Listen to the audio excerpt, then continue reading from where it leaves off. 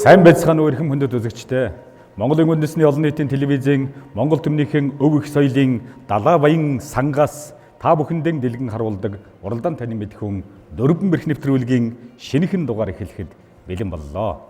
Манай өнөөдрийн дугаарт өнгөрсөн одоо ирээдүй 3 цагийн орчилд Монгол улсынхаа хөгжил цэцгэлтэнд үнэтэй хувь нэмрийн оруулан ажилладаг эрхэм хүмүүс Ernest Critical Minerals төрийн өмчит үйлдвэрийн газрын Хинтээ аймгийн Борүндэр суман дахь Борүндрийн уулын баяжуулах үйлдвэрийн хамт олон оролцохоор өргөдөн ирээд байна.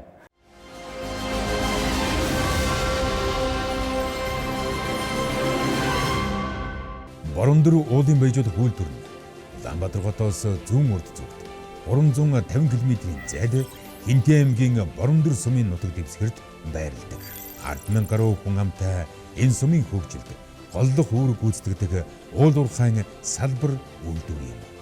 Борүндөр уулын баяжуулах үйлдвэр нь хайлуур жоншны хөдөр олборлолт, баяжуулалт, төмрийн хөдрийн олборлолт, баяжуулалт, зайрын хөдрийн олборлолт, баяжуулалт, геолог хайгуулын ажлын чиглэлээр тус үйл ажиллагаагаа явуулан жилд 550-аас 600 мянган тонн хайлуур жоншны хөдөр, 2.5 сая тонн төмрийн хөдөр олборлон 320-аас 400 мянган тонн төмрийн хөдрийн баяжмал боловсруулж 110-аас 120 мянган тонн жоншны баяжмал үйлдвэрлэж нийт 1500 орчим хүнийг ажлын байраар тогтмол ханган ажиллаж байна. Уулын цех. Уулын цех нь жоншны хөдрийн олборлолтын далд уурхай, төмрийн хөдрийн олборлолтын ил уурхай гэсэн үндсэн хоёр хэсгээс бүрдэнэ. Баяжуулах фабрик. Баяжуулах фабрик нь 1985 онд жилд 400 мянган тонн жоншны хөдөр боловсруулах төслийн хүчин чадалтай байгуулагдсан бөгөөд 600 мянган тонн хөдөр боловсруулах төмөр, зайр болон жоншны баяжмал үйлдвэрлэх хосолсон технологитой ажиллаж байна. Автоврийн цех нь жилд 36 сая тонн километр ачаа эргэлддэг. Эрчим хүчний цех, усан болон даралтад хий үйлдвэрлэл, захиргаан түгэлт, дулааны станц, дулаан ба уур үйлдвэрийг болон Борүндөр сумын айл урах, албан байгууллагын хэрэглээний халуун ус, халаалтаар жилийн 4 өдрөлд тасралтгүй хангаж байна. Төмөр замын цех нь жилд 1 сая орчим тонн экспортын ачаа эргэлт. Засвар механикийн төв цех, машин тоног хөрөмжийн засвар үйлчилгээ, төмөр бэлтгэж бэлдэх. Борүндөр уулын баяжуулах үйлдвэр нь 2 хөдөлмөрийн баатар, 2 гавьяат ургаачин төрүүлсэн багтан их амжилттай. Бов хэрийн доргон загт боломтой бадраасан азтай эрдэнд талдаа цэцгэлж болсон энэ л хоттой амьдрах хувтай. Ингээд манай өнөөдрийн нэвтрүүлгийн хойморт морилон саатсан Борүндрийн уулын баяжуулах үйлдвэрийн хамт олондон ажил үйлсийн өндөрөөс өндөр амжилтыг хүсэнгэрөөё.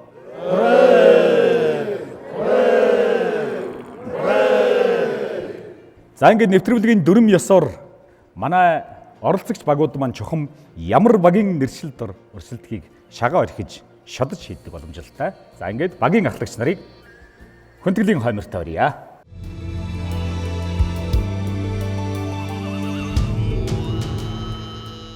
Монгол ёс заншил уламжлалаараа нар зөв талаас миний зүүн гар зүрхэн талд сууж байгаа багаас чухам ямар багийн нэршил дор өрсөлдөхийг шодож шийдэе.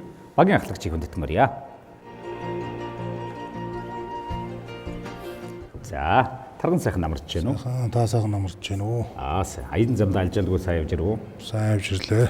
Ажил үйлсээр өгөн өндөр сайхан байна уу? Сайхан байна. За. Нээжлэг сайн байна. Сайхан байна. За. Ямар багийн нэршил дор өрсөлдөхөн шагаа орхиж шадаж шийдэн дээ. За, таныг өрье.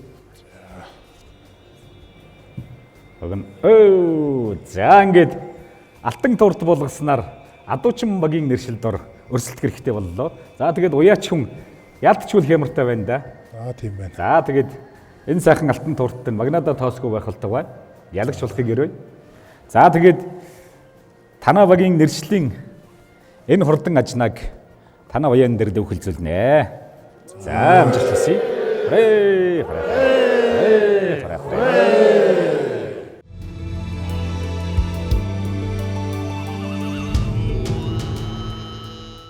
За дараагийн багийн анхлагчийг орж байна.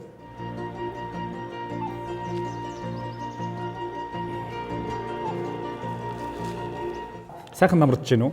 Сайхан намарч гин үү? За аян замд алжаалгүй сайн явж ирв үү? Сайн явж ирлээ. Баяжуулах паприк үүсэн байгуул эзний 40 жилийн ой. За хэдхэн хоногийн дараа тохиох нь байна. За тэгээд бас одоо Монголын ард түмэндээ Монголын ард түмний хөгжилд ялангуяа энэ уул уурхайн салбарын хөгжлийн түүхийг одоо 40 жил бүтээж яваа хамт олонныхоо талаар ажил үйлсийнхээ талаар нэг товчхон мэдээлэл өгөөч та. Баяжуулах паприк маань 1985 онд анх ашиглалтанд ороод хайлуурж онш боловсруулах үйлдвэр анх ажиллаж эхэлсэн түүхтэй. За тэгээд тэрнээс хойш тасралтгүйгээр өнөөдөр одоо 40 жилдээ ажиллаж нэр төрөл түүхийн бүтээгдэхүүнүүдэд бол нэр төрлийг олжруулад хайлуурж онш төмрийн өдөр боловсруулаад цайрын өдөр боловсруулах ажлууд хийгдээд өдөөгөө хөрж байна. За тэгээ ингээд энэ үйлдвэрт маань Баяжуулах паприкт маань ажиллаж исэн ахмад үе одоо ажиллаж байгаа хүмүүс за үе үеийн баяжуулагч нартаа мөн энэ баярын мэндийг хүргье гэж бодож байна. Та бүхэн маань ямар багийн нэршилд өрсөлдөхөө шадар шийдэндэ. Эй за халзан цагаан хонь буулгаснаар хончин багийн нэршилд өрсөлдөхөр боллоо. За тэгээд монголчууд маань халуун хошуутай халзан цагаан хоньыг бэлгшээдэг. За энэ сайхан хоньор хотон гэрэлтүүлж мянга хөрөх болтугай гэсэн ярил өргөе.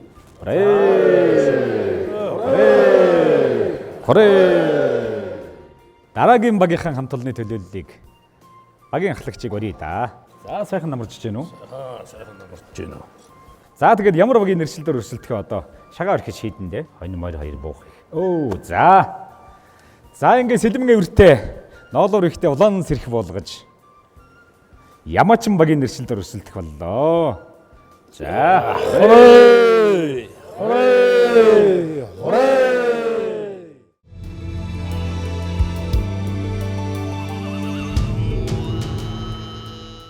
дараагийн баг бол шагаа орхихгүйгээр тэмээчин багийн нэршилдээр өрсөлдөхөр болж байгаа. За багийн ахлагчийг өрье. За намарчаа тавлаг ажил үйлс өндрөө сайн явж ирв үү? Сайн явж ирлээ. За тэгээд танаа багийн хувьд бол энэ сайхан мөнгөн буйлт ширээ атаар нэршигдэж тэмцээнд оролцох нь байна. За амжилт хүсье.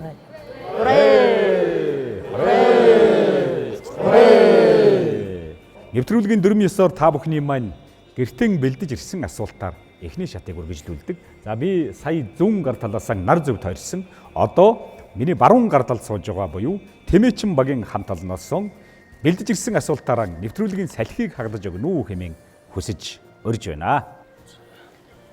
За тэмээчин баг асуултаа тавья.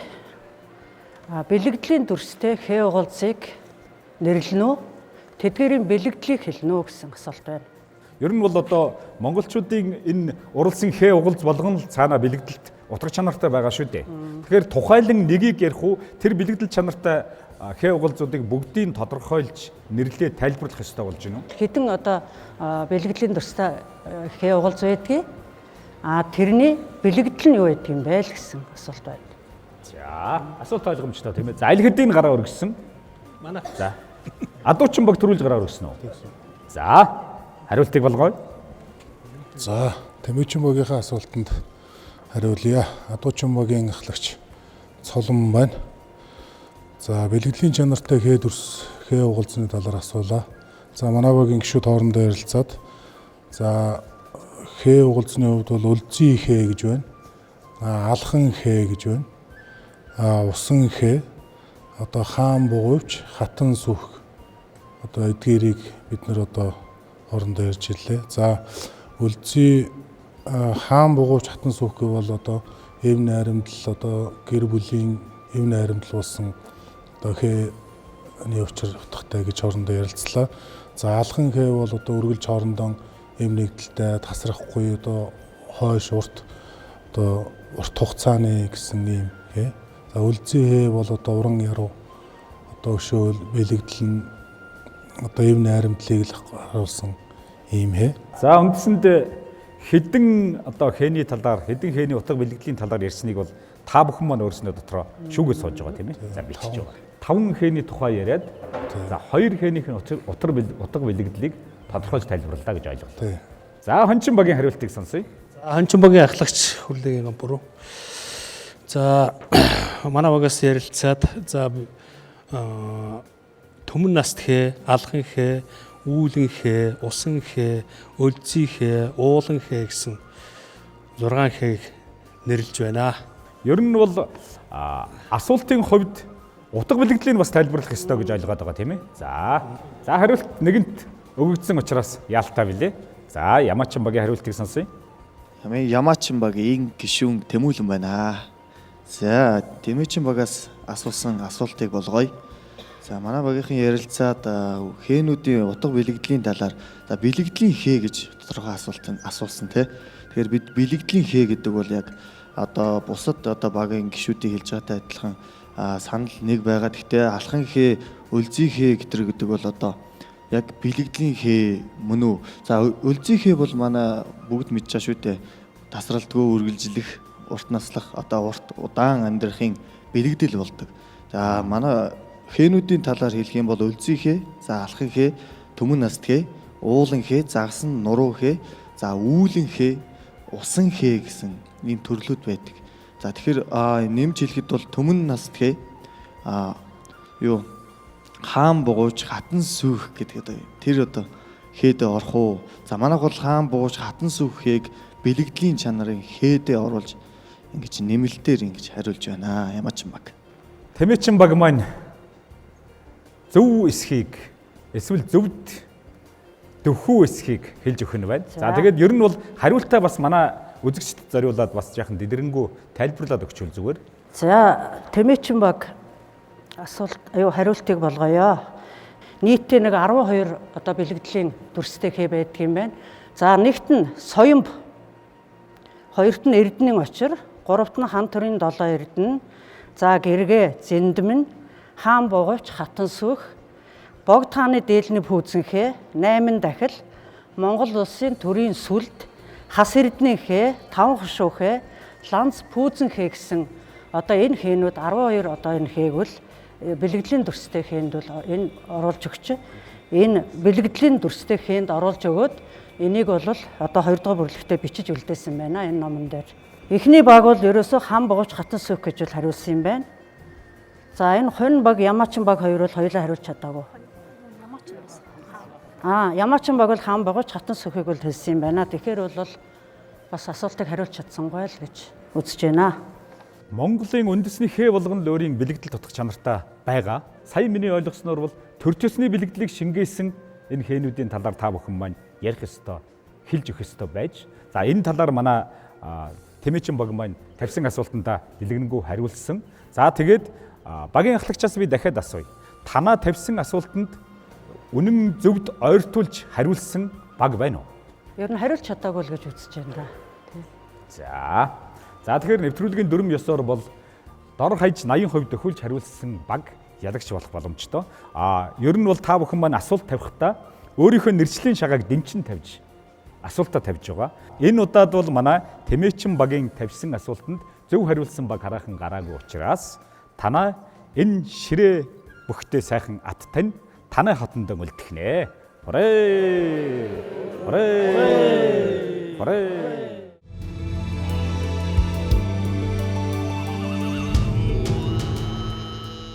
За бодоор эхэлсэн, бодоор үргэлжлүүлъя дээ. За Адуучин багийн асуултыг цөмөрөө болгоё. За Адуучин багийн ахлагч Эрдэнэ жаргалын цолон байна. За манай баг гэрийн даалгаврын асуултаа тоорцог малгайн орон цацаг ямар агуулга учиртай вэ гэдгийг асууж байна. За асуулт ойлгомжтой юу? За хамгийн түрүүлж гар өргөсөн баг Ямаачин баг. Мандах нарны алтан одоо цацраг хэмээн бэлэгддэг. Манай Боройд төм бол одоо алтан нарны цацраг лугаа адил цацарч амьдрал нь үргэлж өөдөө хиймэртэй цацарч дэлгэрч сайхан амьдрахыг бэлэгддэг ийм бэлэгдэлтэй байгаамаа. За хариултыг авлаа. За хончин багийн хариултыг болгоё. За хончин багийн гишүүн Мөнх жаргал байна. За нөгөө тоорцог малгайг энэ цацгийг бол алтан нарны цацрагч гэж хэлдэг. Бас Энэ бол бүрээд зон өөрөө дотроо олон угсаатан болоод бас дотроо жижиг салчихдаг одоо аг бүрээд 20 бүрээд ч гэдэг энэ дотроо бас ингэ явчихдаг. Тэрнтэй бас холбоотой байдаг байх. За тэгээд бас энэ цацгийн хэмжээгээр өөрөө яг өмсч эдэлж байгаа хүнийх нь насанд тохирж бас энэ цацаг тоонд өөрчлөгдөв болов уу гэж бодож байна. За тэгэхээр торцог малгайг бол зөвхөн бурятууд ч бас өмсөхгүй шүү дээ. Халах торцог гэж бас байгаа тийм ээ. Бусад одоо угсаатны бүлгүүд ч гэсэн торцог малгай өмсдөг. Тэгэхээр магадгүй одоо бусад угсаатны бүлгүүд бурятуудын торцог малгайны цацгны хувьд бас одоо утга бэлгэдлийн хувьд ондооч байж магадгүй шүү дээ. Манай угсаатны бүлгийн ёс заншил бол харилцан адилгүй байдгийг та бүхэн маань мэднэ. Тэгэхээр зөвхөн бурят гэлтгүүгээр бусад одоо угсаатны бүлгүүдийн өмсдөг малгаан дээр ч гэсэн тэр бэлгэдлийг тайлбарлаж болно шүү дээ, тийм ээ. За дараагийн баг.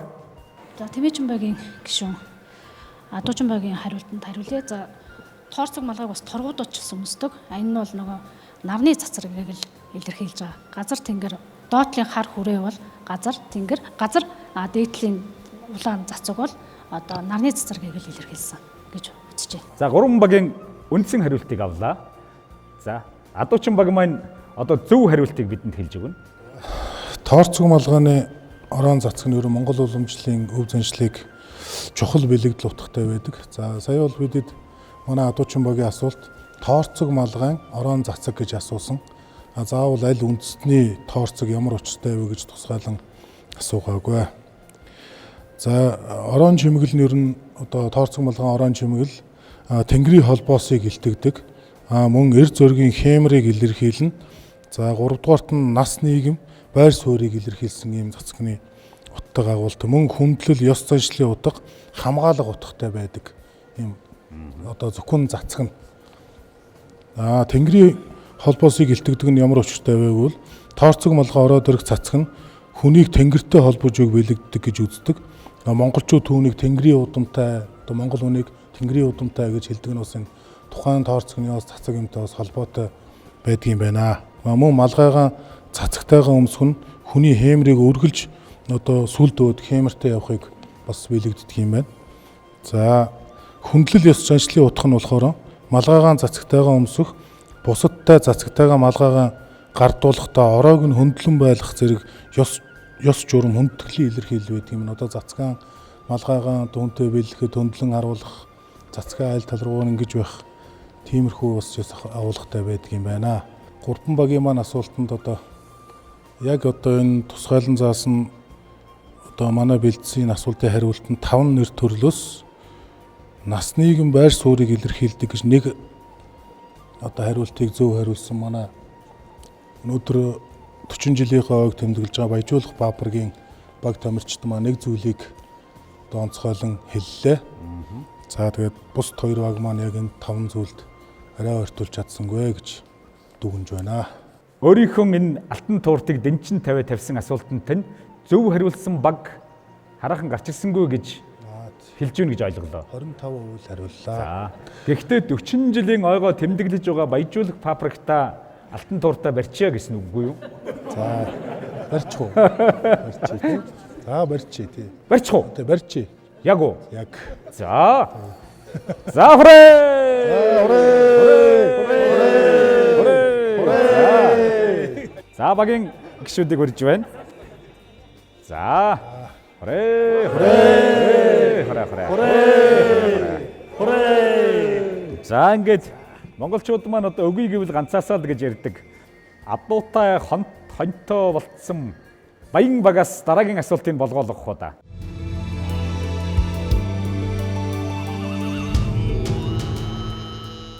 За асуултыг болгоё. Хончин багийн гишүүн Жигдэл Улан байна. За монголчууд бид эртнээс газар хөндөх, за мөн газар дэлхийтэйгээ харьцахтай хүндэтгэлтэй ханддаг байсан. За үүний нэг ёс заншил бол газар хөндөх ёс байгаа. За газар хөндөх ёсонд цээрлэх ёсон байдаг. Цээрлэх ёсонд ямар ёсон ордог вэ? За тэгэхээр асуулт бол ойлгомжтой тийм ээ. Газар хөндөх ёс гэдэг чинь за газар хөндөхийн өмнө хөндөх үедээ хөндөсний дараа үйлддэг ёсууд бүгд орж байгаа. За энэ үед цээрлэх Тэр ёс заншлууд байдаг монголчуудад тийм ээ. За энэ талаар та бүхэн манд дэлгэрэнгүй хариулах нь байна. За төрүүлж гараа өргөсөн баг давуу эрхийг олж авдаг. За ямаачин баг төрүүлж гараа өргөсөн хариултыг болгоё. За Монгол түмэн бол эртнээс худаг ухах за тэгээд одоо олон төрлийн газар бол ухаж одоо хөнддөг байсан. За хөндөхдөө бол цээрлэх ёсонд бол эхлээд сүү өргөдөг штэ. Сүү тусааж байгаад эхлээ газар хөнддөг. Тэгэхдээ бол сүү тусаахгүйгээр шууд хөндөхийг бол за нэг цээрлэнэ гэж үзэж байна. За хөндөснийхөө дараа за манай одоо өвгд үедсүүд хэлдэг байсан л газар ухсан бол буцаагаад булжээ гэж те. Хэрвээ газар ухсан бол тэр газараа булахгүй орхисон бол за энэ бол бас нэг цээртэ орж байгаа юм байна. За дараагийнх нь бол ус ундраг ихтэй газрыг хүчээр одоо гүн гүнзгий хитрхи одоо томоор одоо голдрлыг өөрчлүүлж гэх юм уу те. Ус ундраг их ундрахтай газрын ухахыг цээрлэнэ гэж. За ийм 3 цээрийг нэмж хэлээ да. За газар хөндөх цээрлэх ёс гэж байгаа шүү дээ. Тэгэхээр магадгүй бас ямар газрыг хөндөхөөс цэрвдэг цэрлдэг вэ гэдэг ч бас тэр ёсонд орно доо тийм ээ. За дараагийн баг бол манай адуучин баг хариулахаар гараа өргөсөн байгаа. За газар хөндөх ёсонд цээрлэх ёс гэж асуултыг ойлголоо. За бидний ярилцаад бидний бодлоор бол за газар хөндөхдөө төмөр зүйлээр хөнддөггүй. За мод очир юм уу оны үрээр хөнддөгөө. За хариултыг авлаа. Товч үгүй тодорхой хариуллаа. За Тэмээчин баг. Тэмээчин багийн гишүүн Ботхоо хариултыг болгоё. За манай багийн зүгээс ярилцж байгаад ер нь бол одоо газар хөндөхөөс л дээрээс газар хөндөхийг цээрлдэг монголчууд. За ер нь бол модон охин өдөр газар хөндөхийг цээрлж байна. За ер нь бол газрыг хөндөхдөө заавалчгүй яс үлддэг. Угсан газраа буцаага болдог. Дээрээс юм яс цаншилтай. За тэгээд үзэнэ угсан бол сүү тусаадаг ч юм уу аргадах зам үйлүүдийг хийдэг гэж одоо манай угаас нэг иймэрхүү байдлаар тайлж байна. За манай хончин багийн хувьд тавьсан асуултын хариултыг нэлээд дэлгэрэнгүй та бидэнд болоод манай үзэгчдэд хэлж өгөх баха. Газар хөндөх ёс гээд ёсонд одоо ямар цээр байдаг вэ? Цээрлэх ёс. За энэ дотор за онгон тахилгатай газрыг бид нэр ухахгүй байх нь. За овооны орчим газар иргэн ухахыг цээрлдэг байх нь. Одоо эртнээс өв уламжлалаараа. За шүн газар ухах. За газар ухахдаа одоо муу үг хэлэх, газар шороолгоо нулимх. За энэ болохоор газрын эзний хилэгнүүлнэ гэж үздэг байсан байна. За амтны үүр ивдэж одоо газар ухах. За мөн ургамлын үндсийг ивдэж алдагдуулах энэ газрын савдгийг хилэгнүүлнэ амар амгаланг нь алдагдуулна гэж үздэг байсан байх нь. За ариун ус булаг шандны ихэн дээр газар ухахыг бас цээрлдэг байсан байх байна. За хамгийн хүнд нүгэл гэж үздэг байсан маань бид нар буш хөндөхийг цээрлдэг байсан байх нэ. Тэгэхээр одоо газар хөндөх цээрлэх ёс нь болохоор монголчуудын улс авдаг лус онгон дагшин газар хитгэл үнэмшилтэй холбоотойгоор одоо эрдэмтэн мэрэгд маань одоо ийм ёсон байсан байна. Ийм цээрлэх ёсууд байсан байна гэж өв уламжлалаа тогтоож бичсэн байна. За хончин багийн хувьд зөв хариултанд төхөлсөн баг байна уу? Хончин багийн хувьд ямаачин баг. За энэ дээр нөгөө ариун бус улаг аршаан гэсэн юун дээр нэг хариулт авлаа. За бусад багууд хараахан хариулж чадсангүй. Таны хариултыг би сонсоод сууж байхад үндсэндээ хуруу дараа тоолох юм бол баг 9 төрлийн цээр нэрлэж өглөө шүү дээ. Эндээс нэгийг хариулсан гэж. Тий, нэгийг хариулсан байна тийм ээ. Тий. За тэгэхээр бүрэн дүүрэн хариулсан баг хараахан гарсан гэж үзэж байна. За танах баян хэвээр үлдлээ. За баярлалаа. Хорей.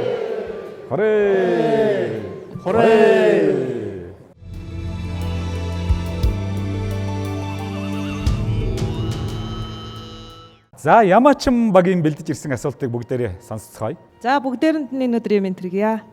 За ямаачин багийн гишүүн мөнгөн заяа асуултаа тавья та бүхэндээ.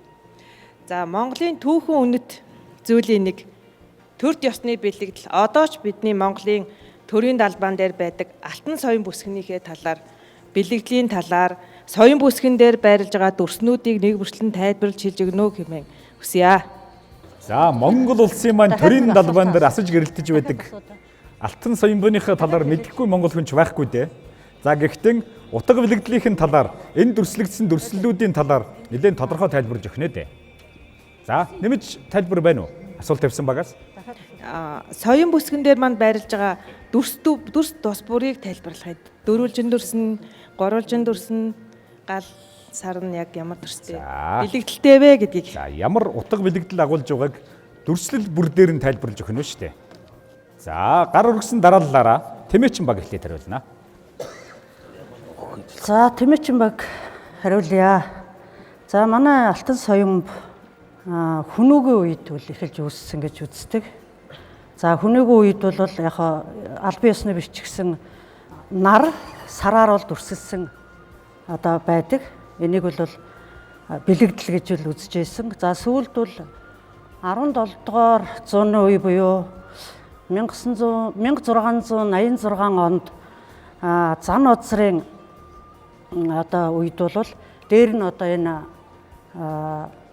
галын дүлийг нэмж тэгээд одоо бас бэлэгдэл болгон хэрэгжилж байсан. За 1992 оноос бол манайх Алтан соёмбоо одоо хэрэгэлсэн. За энэний дээдлийн одоо гал бол Чандман эрдэнэ одоо бид нар бүгд одоо дээшээ өсөж дэвжин гэж үзээд одоо одоо өнгөрсөн ирээдүй гэсэн 3 цагийг одоо бэлэгдэж энэ одоо цагуудад бол бүгдээрээ ингэж дээшээ дэвшин дээшлэнэ гэж л үздэг. За сар нар хоёр бол одоо тэнгэрийг бэлэгддэг. Мөнхөд одоо тэнгэрд байдаг. За гурвалжин доошоо харсан гурвалжин дүрс маань одоо жад тийм ээ дайснаа бол би төхөн бол үргэлж одоо дарж байна гэсэн утгыг бол илэрхийлсэн байгаа. За энэ дөрвөлжин бол дээр дор байгаа дөрвөлжингүүдээ бол бид нар шулуун шудраг ихэс дээдэс одоо бүгд одоо нэг одоо зиндааны байх одоо бүгд одоо шудраг байх эв нэгдэлтэй байх гэсэн ийм одоо бэлэгдэлтэй. За голд нь байгаа загас байна. Арга бэлэг гэсэн үг. Энэ загас маань ер нь бол одоо өдөр шөнөгөө нүдэ нээж яадаг. Тэгээ одоо үргэлж 24 цагийн туршид одоо бас сонорч сэрэмжтэй байна. Дээр нь бол загас гэдэг амьтан үр төлөвтэй байдаг. Тэгээд одоо энэ Монгол улс даяараа бол одоо хүмүүс нь бол одоо орчин үеийн хэллэгээр бол өсөн гэсэн утгыг бол илэрхийлж байгаа.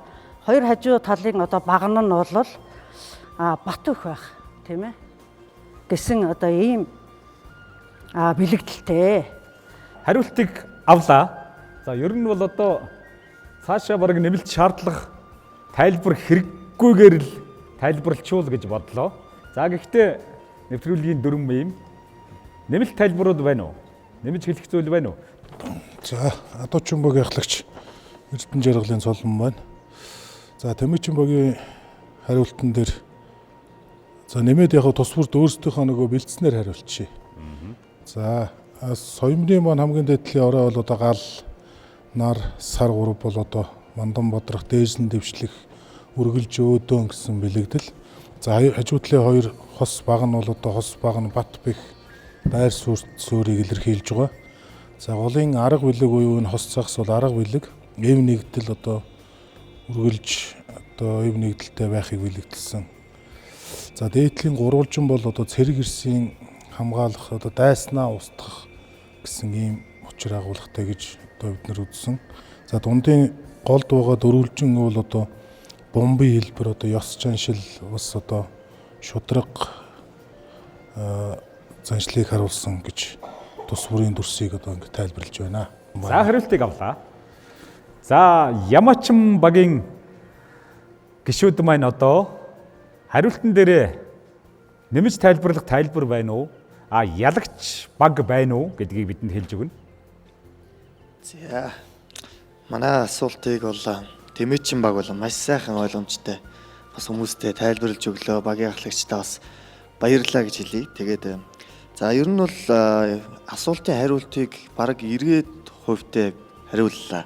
За нэг асуулт нэгрийн зөрүүлсэн нь бол галыг чандман гэж хэлсэн.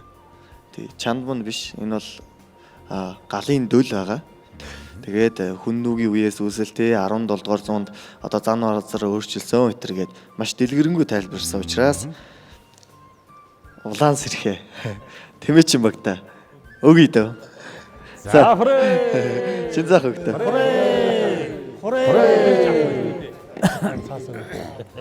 За манай Ямаачин баг, Адуучин баг хоёрын хувьд бол бас үнэхээр нүнжигтэй загнаж шүү.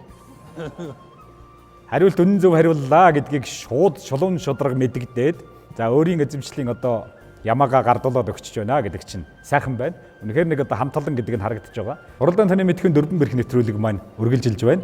Манай нэвтрүүлэгт оролцож байгаа Борон дэрийн уулын баяжуулах үйлдвэрийн хамт олон маань Цэнгэр дэлгэцэг ширтэн суугаа эрхэм үзэгчдтэй зориулж өөрсдийн хамт олонны авиас бэлгийн дээжийг за мөн Монгол үндэснийхэн энэ гайхамшигтай сайхан өв соёлыг танин мэдхийн төлөө манай телевизийн Цэнгэр дэлгэцэг ширтэн суугаа та бүхэндээ зориулж уран бүтээл авиас бэлгийнхэн дээжийг өргөн төлөвлөхөд бэлэн болсон байна. За эхний уран бүтээл Монгол улсын ардын багш Гавьяа жижигчин Долгор сүрэнгийн дэглэлт Үйл зүүр хэмээх гайхамшиг сайхан бүжиг та бидэнд өргөн төлөвлөгдөх нэ. Борон дэрийн уулын баяжуулах үйлдвэрийн баяжуулах фабрикийн мастер Эрдэнэ Чимэг хүндэтгэн өрье.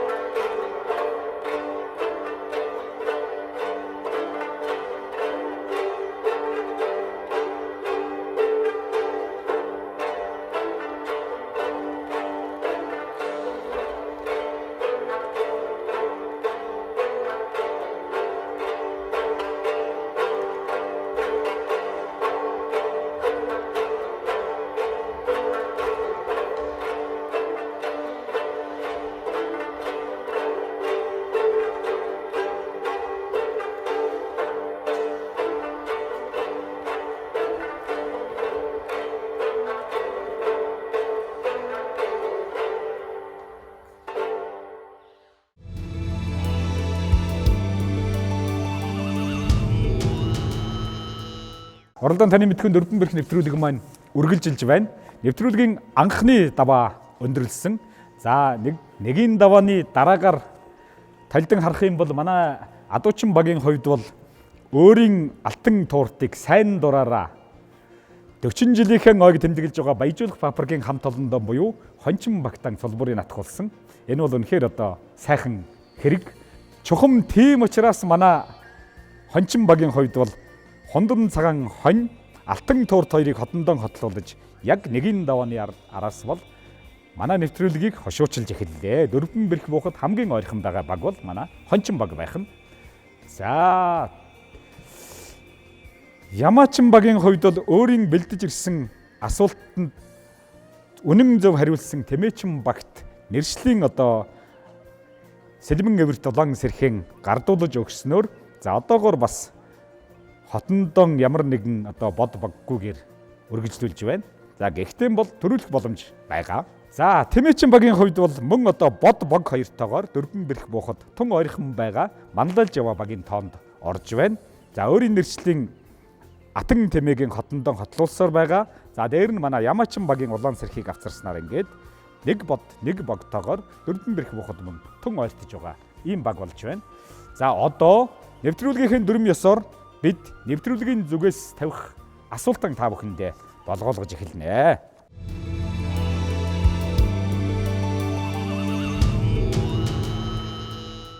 Уралдаан таны мэдхэн дөрвөн бэрх нэвтрүүлгийн маань нэвтрүүлгийн зүгээс зочин оролцогчдод тавих асуултыг болгоолгох эрхэм зочныг бид хоймортой урьдсан байна. Хаадын сангийн тэргүүн зохиолч түүх судлаач Дугур сүрэнгийн гүн үйлс бидний урилгыг хүлээн авч нэвтрүүлгийн маань хойморт мориллоо. За тэгэхээр та бүхний өмнө Чингис хааны маань иш хөрөг байна. За миний тавих асуулт бол зөвхөн та нарт тавиа зогсохгүй ер нь монголчууд одоо Монголын ард түмэн зарим нэг эргэлзээ сэжиг таавар бүхий хүмүүсийн их асуудаг асуулт байгаа юм. За энэ иш хөрөг Чингис хааны маань бодит дүр төрхийн илэрхийлэл хэрхэн болох вэ? Энэ яг одоо жишг дүр буюу иш дүр болж чадах уу? Хэрвээ чадхаар бол яаж гэдэг асуултыг та бүхэнд тавьмаар байна. Чухам яг энэ хөргийг Чингис хааны иш хэрэг мөн гэдгийг яаж нотлоод байгаа юм бэ? За энэ талаар та бүхэн маань бидэнд хэлж өгнө шүү дээ. За хончин богд руу гараар өгсөн. За энэ хөргийг миний дуулж ясан сонсож яснаар хятадаас 50 авч явсан шанкаж. Тэгээд тэр 50-ны музейд байгаа хөргийг энэ ширгөө гэж тэндээс л одоо гарч ирсэн байгаа гэж байдгийг. Ер нь хамгийн ойрхон дүрслэгж байгаа хөргөл гэж одоо хондоо бол үнэлж байгаа хөргөө гэж тайлбарлая да. За хариултыг авлаа. За дараагийн гараа өргөсөн баг бол манай Ямаачин баг. Ямаачин баг асуултыг болгоё. За энэ хүү эзэн Чингис хааны иш хөрөг бол за Монгол төмөн бол ярьдаг. Монгол хүний Чингис хааны төрх бол за хурц хараатай, өргөн шанаатай, монхор хамартай. За хүмүүс хүүхэд балчрууд ярьдаг шүү дээ. Урдаа юм үс нь одоо сөөсгөртэй байсан гэд тэ. Тэгэхээр бол энэ бол яг аман зургаар зурсан хөрөг байж таарах нь.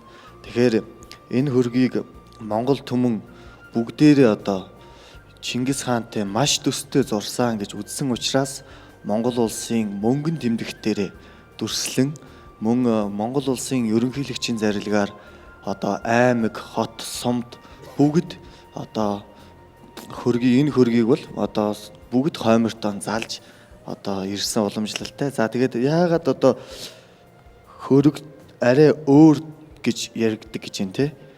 Тэгэхээр бол за сахал ам хавьяар арай өөр байх магадaltaй л гэж миний хувьд бол бууж байна. Яагаад гэхээр амны хэсэг Чингис хаан бол маш шийдэмгий. За тэр аваа одоо тэр зан чанарыг миний хувьд төсөөлөхөд бол яг ийм урдаа ийм шиврээ одоо ийм сахалыг хэлдэг штэ урдаа.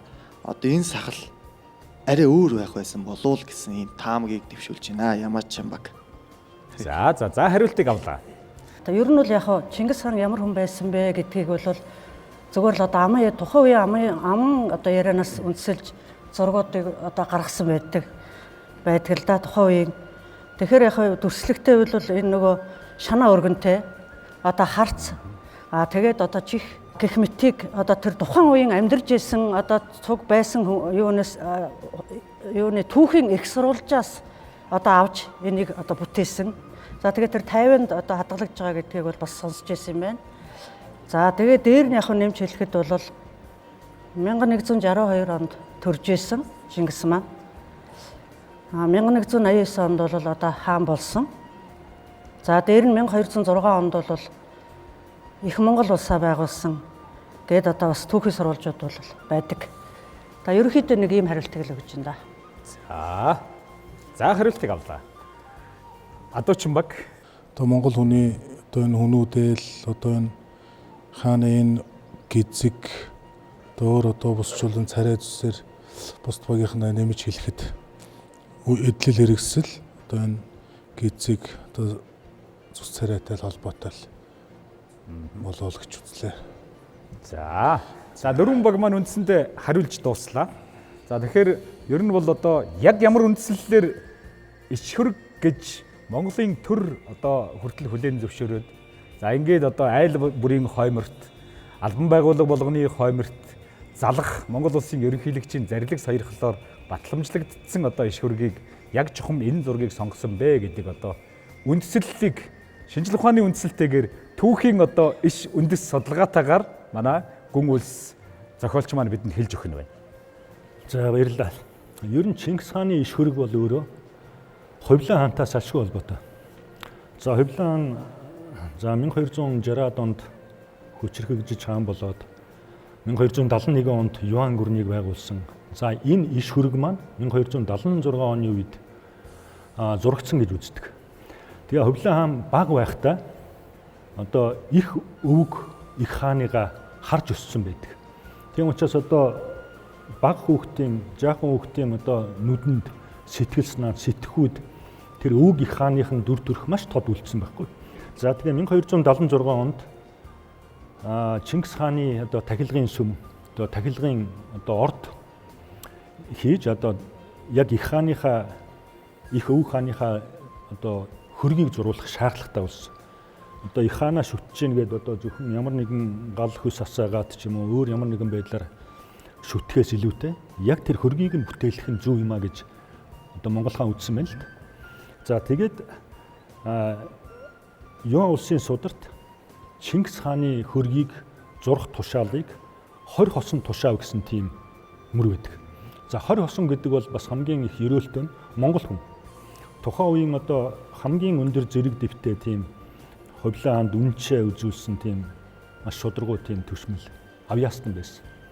Хэрвээ та бүхэн анзаарах юм бол одоо биерний маш нарийн үзүүрээр одоо сахал хөмсөг одоо юу гэдэг бүгдээр ингийн нарийн уралсан байгаа. Энэ бол бас нэг тийм танка зургийн арга. За одоо туурган Монголын одоо туурган зургийн арга тийм ээ одоо гих мэтэр ингээд тийм Монгол дүр төрх бол эндээс гарсан. За тэгээд та бүхэн бол бас зөв хэлж байна. Хувлан хааны аман зургаар зурагдсан тийм зураг. Одоо зураад яг зургийнхаа явцыг одоо их хаандаа ингээд танилцуулж байна.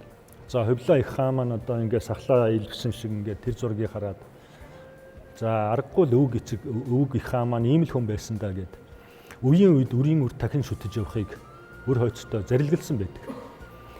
За тэгээд яг энэ хөргийг одоо иш хөрг гэж нийтээр хүлээн зөвшөөрсөн учраас энэ олон зууны туршид монголчууд, монгол бааtruуд, монгол жанжид, монгол хаад амь насаараа цусаараа хамгаалж ирсэн байдаг. Хэрвээ иш хөрг биш л бол юу боллоо гэж тийм өндөр чанд харуул хамгаалтаар байх үлээ. Тийм төвхтэй. Тийм учраас өнөөдөр Чингис хааны дүр төрхийг хамгийн сайн илэрхийлж чадах зураг. Нөгөө талаар Чингис хааны иш дүр бол яг энэ иш хөрг юм а гэж бүгдээрээ итгэлтэй байж болно. Аль баг үнэнд ойртуулж хариулт хэлсэн бэ гэдгийг хэлж өгнө. Тийм би бол одоо энэ Тэмээчин баг их сайхан бас хэлчихв гэж би бодож байна. Ягаад гэвэл тэр түүх намтраас нь дүрдлээ. Тийм. За ер нь энд би бас нэг зүйл хэлэхэд одоо хүний дотоод сэтгэл, хүний өөрийнх нь сэтгхүү хийгээд магадгүй зориг, философи энэ бүх зүйл хүний зүс царайн дээр нь бичигддэг. Хэрвээ та бүхэн одоо анзаарсан бол их залтай хүний нүднийг янзаар гэрэлтдэг штэ тийм ээ. Магадгүй муу хүнтэй тааралдахад зарим хүмүүсийн нуруугаар зарц хийдэг байж болно. Үнэхээр зоригтой шийдмэх хүн бол бас нэг царай төрхөн дээр нь өөр байдаг. Өөрөөр хэлбэл Монгол ухаанаар бол хүний царай зүс бол хүний дотоод сэтгэлийн илэрхийлэл юм а гэж байдаг. Тэгэхээр тэр дагуу бол одоо яг энэ иш хөргөн дээр маш зоримог өгөөд уужуу талбун тийм ээ алсын хараатай тийм дүр төрх дүрслэгдсэн байгаа. За нөгөө талаар гэвэл мэдээч хэрэг дээл хувцсны соёл, гөхөл, шивэлгэр тэргүүтэн. За тэгээд одоо мандах төрийн малгай, дэвжих төрийн дээл гэж ярьдаг тийм ээ. Одоо энэ бүх зүйл одоо маш дэлгэнгүй тодорхой дүрслэгдсэн. За тийм ч учраас одоо яг Чингис хааны хөрөг маань дараагийн одоо Монголын их хаадын иш хөрөг бүтэх үндэс болсон шүү дээ. Тийм.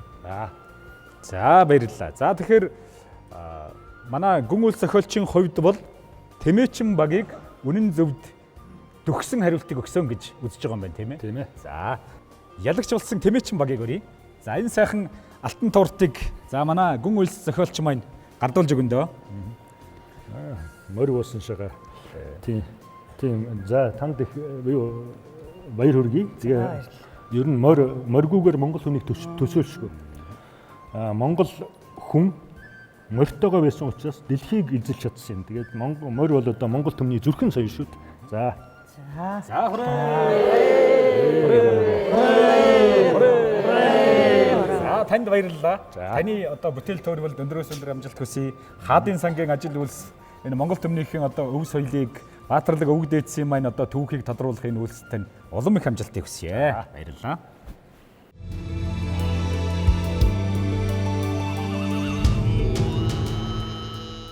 За уралдаан таны мэдхийн дөрвөн бэрх нэвтрүүлэг маань үргэлжилж байна. За бидний хувьд нэвтрүүлгийн зүгээс тавих эхний асуултыг болгосон. Морь буух асуултанд үнэн зөв хариулснараа манай Тэмээчин баг маань дөрвөн бэрх буухад ганцхан бог буюу нэг хонь дутуугаар нэвтрүүлгийг итгэлтэйгээр хошуучилж эхэллээ. Одоо би та бүхэндээ хоньны асуултыг нэвтрүүлгийн зүгээс тавих хоньны асуултыг болгоолгоё. За монголчуудын уламжилт ёс заншлын тухай асуулт. Дал бол малын урд мөчөнд хамаарах одоо аливаа дайлалгаар эрхэм тооцогддог, тахилгад дээдлэгддэг, мэрэг төлгөнд хэрэгэлдэг. За ийм онцлогтой яс. Далны ястай холбоотой цээрлэх ясыг та бүхэн маань над хэлж өгнө. За адуучин баг төрүүлж гараа өргөсөн учраас төрүүлж хариулах нь байна. Монгол үндэсний монгол хүмүүс одоо далыг одоо далны махыг зулгаахгүй одоо өөрийн одоо месээр хурж идэнэ. Мөн одоо далны махыг одоо далуулаа хувааж идэнэ. Эсвэл одоо тухайн байгаа газрын одоо хамгийн ахмад настай хүн даланд хүрэх одоо хүрэх ёстой байдаг. Энэс одоо бага настай хүн бол даланд төрүүлж хүрэхийг цээрлэдэг. Мөн далыг гүйцэтгэл идэж дууссаны дараагаар одоо далыг одоо далаар их нөгөө мэрэг төлөг хийдэг учраас одоо далыг одоо тэр нөгөө одоо зарим газар одоо голоор нь одоо ингэж сэтэлж одоо тэр мэрэглүүлэхгүй гэдэг үүднээс одоо ингэж далыг ингэж цохиж заавал нүх гаргаж ингэж хайдаг ийм уламжлалтай. Одоо сэтэлсэн далыг бас гэрт хонуулахгүй одоо мүлдсэн далыг гэрт одоо хонуулахгүй гэж бас цээрлдэг. За сэтэлсэн далыг гэдэг. За тэгвэл. За хариултыг авлаа. За одоо Тэмээчин баг уу? Мүлдсэн далыг үл гэрт хонуулахыг зээрлдэг. Мөн нутагтаа хайж явдггүй далыг. Энэ нэг бас дээр үед нүүдэл хийж яваа айл далаа нутагтаа хайж явсан. Ингээд далыг нэг муу хүн олж гараад далаар нөгөө мэргэлдэг. Тэр мэргэлээд энд одоо ингээ баян айл ирж явнаа. Энэ баян айлыг дээрэмдъя гэхэд тэгээ ингээ баян айлыг дээрэмдээ гэж бодоод тэр далын тэнд сэтэл хайсан байна. Тэгээ нөгөө баян айлын нүүж явсан баян уусууд баян айлын эзэн за ер нь замаа нэг очиж шалгачаад ирья гэж буцаа яваад яг тэр бууран дээр ирэхтэл дал бүтнээрээ байсан далайг ингээд бас мэргэлээд үцтэл муу хүн биднийг хотож байна гэж зүгээ бууруулж явсан байдаг. Тэгэхээр ер нь далыг далуула гэдэг юугаар шүд амаар мүлждгүү, зулгаа чангаадгүй, гутгаар за тэгээд айл гэрийн ахмад настай хүмүүс хүүхдүүдтэй болон хамт гэр бүлээрээ хувааж иддэг нэг осны хүндэтгэлийн зог болж эздэг байгаа. Тэгэхээр далыг ер нь далуулаа иднэ гэсэн. Ийм л үг нэмж ийм хариулт байна. За хариултыг авлаа. Ямаачин багийн гишүүн Чоожимц байна. Тэгээд далны ясны цээрлэх ясан гэж за багууд бас цээрлэх ёснуудаас хэлж байна. Дээрээс нэмж хэлэхэд бол мөгөөрсийн ахгүй бүтнээр нь чанддаг, цээрлдэг. Ширхгийн дагуу махын зүсэх ёстой, ширхгийн хөндлөн зүсдэггүй. Тий. Нагцын дэргэд дал барьдаггүй. Эмэгтэй хүн хөнддөггүй. Бууран дээр бүтэн далаа үлдээж явдаггүй, сэтэлж хайдаг. Тэгээд далыг гэрт хонуулдаг, хоосон далыг гэрт хонуулдаг. За тэгээ нэмэлтээр хэлэхэд далаар шатааж мэрэг хийж болдог. Тэгээд дал нь дааг болог, дааг нь дал болог гэж өрөөдөг. Тийм ирүүлтэй байдаг. За хончин баг. Хончин багийн шүнжиглэл болом за хариултыг болгоё. За багууд маань хэллээ. Ерөнхийдөө шүдээр бол зулгаахгүй далыг. За гэрт тонуулдаггүй.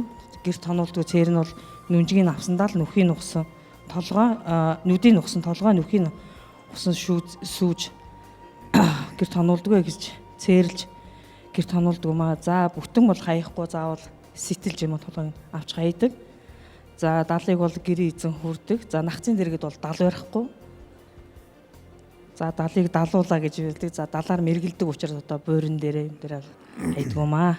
За үндсэндээ дөрвөн баг бол ер нь далтай холбоотой энэ ёс цээр сэлтийг нэлээд тодорхой хэлж өглөө. Төрүүлж хариуллаад маш амжилттай сайн хариулсан баг буюу Адуучин багийн хувьд Хонодон цагаан хонь авах эрх бүрэн дүүрэн хангагдсан гэж үзэж байна. За.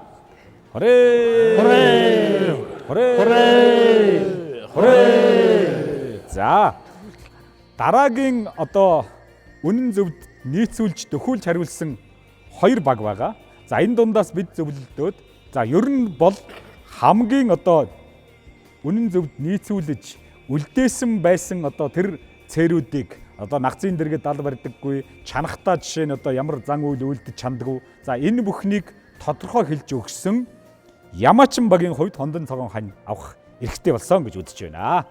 За хоёрын ахлагчийг барья.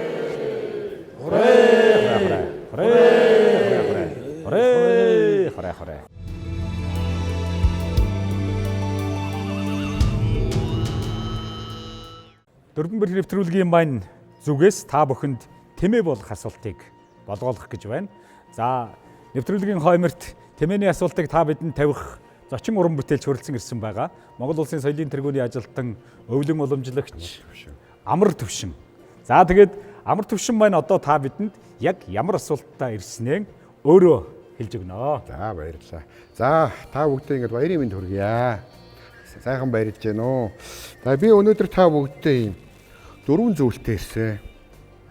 За юу юм бүүм мэд 4 зүйлтэй ирсэн. За би эдгээрийн нэрийг бол хэлж болохгүй байгаа.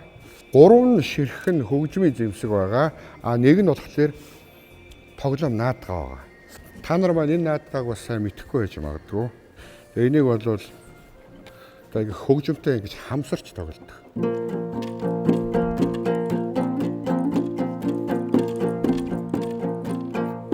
За гих жишээний тоглодог байгаа нь.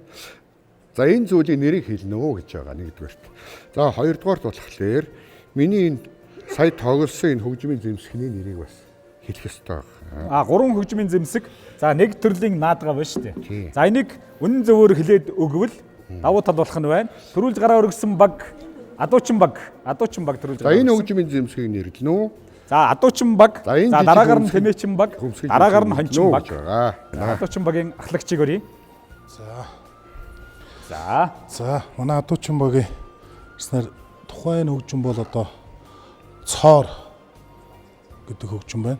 Цоорыг бол одоо манай монголчууд одоо эцэг үлээвэр хөгжим гэж бас нэрийдэх. Энэ одоо анх үүсэх нь бол 13 дугаар зууны үеэс үүссэн хөгжим гэж ярилцсан. За дараагийн хөгжим бол энэ нөгөө аман хуур. За гэж харж байна. Тий одоо би бас мэдэхгүй шүү дээ. Танаас асуугаад байгаа. Энэ хөгжмийг бол одоо баруун Монгол ардын товшуурл гэдэг хөгжим юм байна. За энэ хөгжим товшуур. За товшуур нь одоо 2-3 утастай байдаг гэлээ. 3 утасыг хараад одоо товшуур гэдэг хөгжим юм байна. За энэ зүйл юу вэ? Энэ зүйл одоо бэлэгдлийн чанартай тийм ээ. Шууд нэрийг хэлье. Энэ одоо тэхийн зөксөөл аргуулаад одоо янгэр ямаа одоо тэхийн зөксөөл одоо Сэгцэцгаан бүг Далтайн чигийн юм байна. Тэхийн зөксөөл гэд нэрлэж байгаа юм байна тийм үү? Тий одоо Далтайн чигэл тэхийн зөксөөлрхүүл одоо янгэртэй болохоор л тэгж. За магадгүй шүү дээ. Ер нь бол юу яаж болно? Магадгүй өнөөдрийн хүртэл онож нэрлээгүй байгаад таны нэршил үнэхээр оновчтой болвол нэрийг бас өөрчилж болно тийм ээ. Далтайн нутгал харагдаад байна. За тэхийн зөксөөл гэд одоохондоо нэрлэж байна тийм ээ. За баярлалаа. Тэмээчин багийн ахлагчийг өрье. За заавал ахлагч гэхгүй шүү дээ. Багийн гишүүн гараад ирээрэй. За манай Тэмээчин багийн зүгээс энэ хөгжмийг болохоор тоором хуур. За энэ болонгод 13 дугаар зууны үеэс утсан хөгжмийн ихүү гарал үүсэл нь болж орж ирсэн. За 2-3 утастай алтаа магтаал болон ихэвчлэн нөгөө туйл хайлах одоо тэрэнд тоглогддог алтаа магтаалд одоо хөгжмийн зэмсгийн нэр нь яг юу гинэ? Тоором хуур. Тий, тоором хуур. Ямаа болон тэмээний арьсаар хийгддэг. За энэ олонгууд цуур. Энэ мотор хийгдсэн мөн ихэвчлэн хүнүүгийн үеэс энэ улбаатай. За говь Алтай магтаал болон Баян Улгийн ховд аймагуудад их хөвчлийг хэрэглэгддэг. Баруун аймагуудад хэрэглэгддэг. Модоор хийгдсэн. За энэ хөгжим болгоод аман хуур. За энэ аман хуур. Тий. За ийм тайлбар. За мөн хулсаар хийгдсэн. За энэ маань юу вэ? За энэ маань болонгууд сая энэ тоорм гээд энэ хөгжимтэйгээ уялдуулаад байгаас ерөнхийдөө аргал янгирээ. За уул усандаа одоо амар тайван аргал янгир нь ингэж бичиж байна гэдэг. За энэ чинь нэг нэр байгаа да. Нэр ядаж зохиож болно шүү дээ. Билээхэн жишээ байна манай Адуучин баг дээр. Одоо аргал янгирэл нутаг гэхээр юу гэж нэрлэх юм бэ? Тийм л баг. Тоормын нутаг л гэх юм. За тоормын нутаг гэж нэрлэдэг байгаа юм байна. За бас сайхан уянгийн харилцаа нэр байна. За авлаа, хариултыг авлаа. Хончин баг. За Алтай магтаал хайлаад одоо. За Алтай магтаал хайлдаг. Хөгжмийн зэмсгийн нэр нь яг юу гинэ?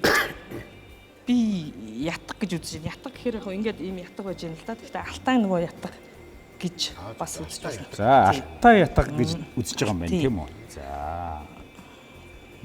За ингээд тавьчий да түр. За энийг бол яг нөгөө хулсан хуур гэж. За хулсан хуур. Баруун аймаг ховдын загчин уянч Алтай загчингууд урайхаачууд тоглодог. За за энэ цоор хөгжим гэж үзэж байна. За тий цоор. За цоор хөгжим. За ингээд тий цоор хөгжим. За энийг болохоор би одоо цэцтэй одоо яг нөгөө юу яаж байна? Өндөр Алтай нөгөө цастай уулын за янгир ямаа одоо нөгөө ууландаа ингээд тоглож байгаа байлаар төрсөн болохоор одоо би яг нэрийг одоо сайн мэдэхгүй байна. Гэхдээ одоо нөгөө янгирын юу юм уу гэх юм уу одоо нөгөө наадан гэх юм уу юу гэх юм тиймэрхүү төхүүлж. За янгирын наадан. За тэр хувилбарыг авлаа. За одоо үлдсэн баг Ямаачин баг. За манай Ямаачин баг нэлээд сайн ярилцлаа. За энэ хүү хөгжмийг бол одоо тоором хөгжим. Тоором. Тий, тоором. За тоором хөгжим гэж үзлээ. За энэ хүү хөгжмийг бол би бол сайн наадах чинь сайн мэдээд байгаа юм. Энийг бол цуур хөгжим гэж нэрлэдэг. Цоор биш, цуур хөгжим. Энийг бол одоо ингэж шүднэрээ тоглож байгаа. Ингэж үлээж одоо 3 нөхтэй байдаг. За энэ хүү модыг нь би энэ дэр балчирган цагаан харгаа гэх мэт ийм хүү модоор хийдэг. За Монгол улс ЮНЕСКОд дэлхийн өв соёлд бүртгэлтэй байдаг ийм. За Монголын уламжлалт хөгжмийн зэвсгийн нэг. За энэ хөгжим бол одоо хулсан хуур. Амаараа тоглодог хулсан хуур гэж нэрлэнэ. За хариултаа. Энэ одоо Монголын уламжлалт одоо онсон наадгай юм шиг байна гэж бодож байна. За тэгээд сүмбэр уулыг дүрслсэн байна. Янгир ямаа байна. Янгирын наадан л гэж орж ирдэг. За эсвэл тоормын татлаг. За хариултыг авлаа.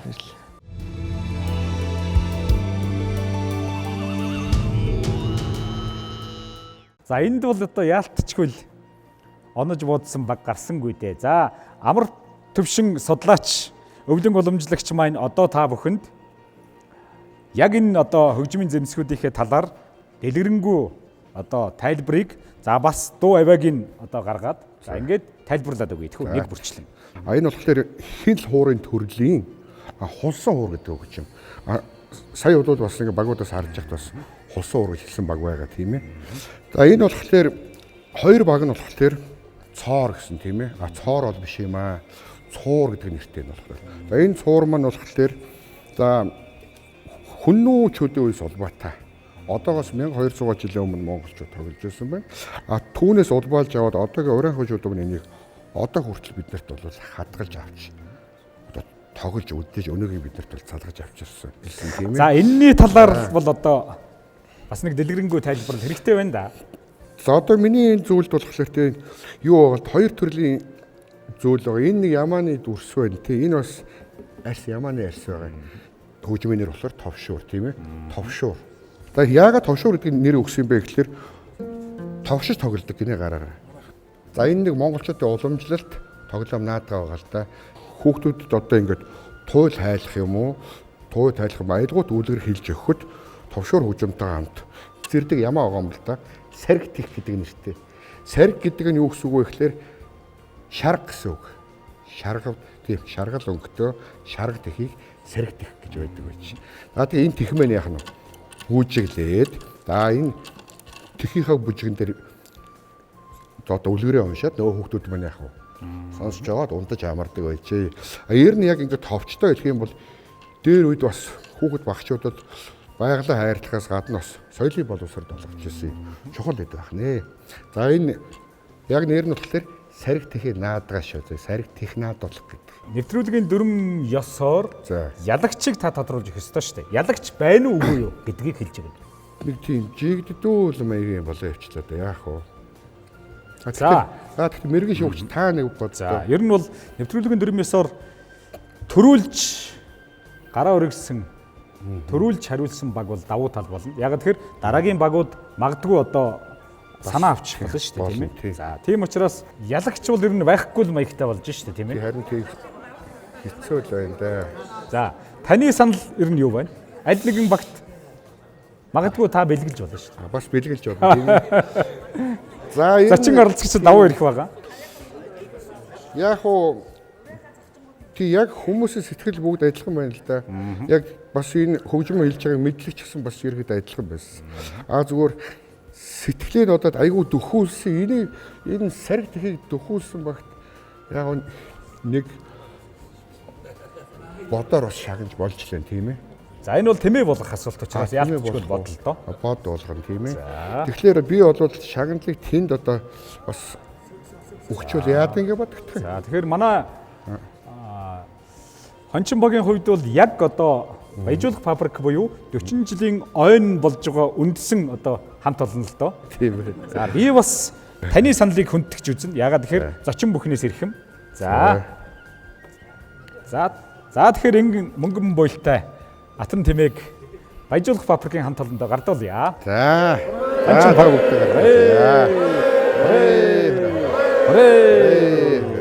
Орянхан нэрт цуурч Пааран наран цагтгаан гарын шав бол манай амар төвшин өвлийн уламжлагч маань байгаа юм. Суурийн сайхан аялал сонсё. Баярлалаа.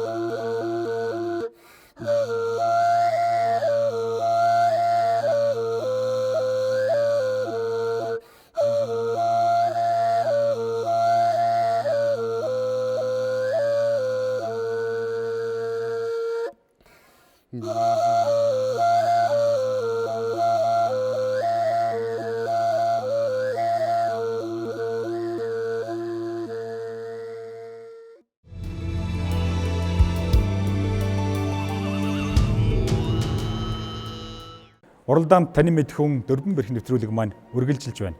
Бидэнтэй хамтдаа нэгэн баг болж монголчуудын маань оршихуун дархлаа болсон уламжилт өв соёлон тайлбарлан таниулах ийм сайхан нэвтрүүлгийг бэлдэж байгаа. Борон дэрийн уулын баяжуулах үйлдвэрийн хамт олон та бүхэндээ туйлаас баярлаж байгаагаа үзэгчдийн өмнө илэрхийлэн хэлье. За ингээд манай нэвтрүүлгийн зүгээс та бүхэндээ тавих дөрөв дахь асуулт.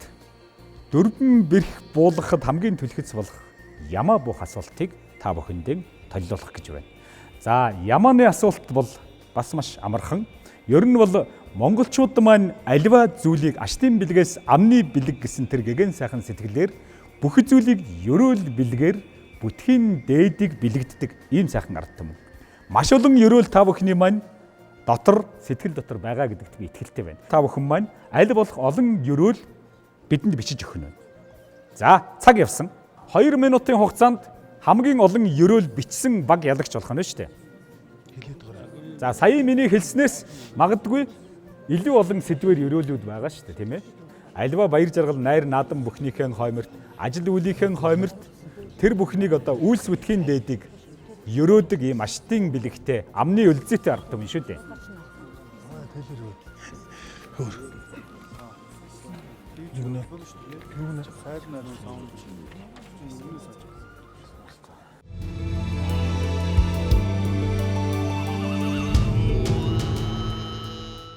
За цаг болсон. Цаг болсон манайхаа. Цаг болсон. За дөрвөн баг маань тус тусын ерөөл аштын бэлэг амны өлзийг цаасан дээр буулгаад гараад ирсэн байгаа. За тэгээд Монголын уламжлалт төр ерөөлүүдээс гадна магадгүй шинээр цэцлээд хилцсэн ерөөл бэлэгч байхад бол тооцно гэж би тэрүүн хэлсэн байгаа тийм ээ. За ямар ч багаас эхлэе. Ерөөлүүд бол маш олон янз байдаг. За гэрийн ерөөлөөс эхлэе. За гэрийн ерөөл 1.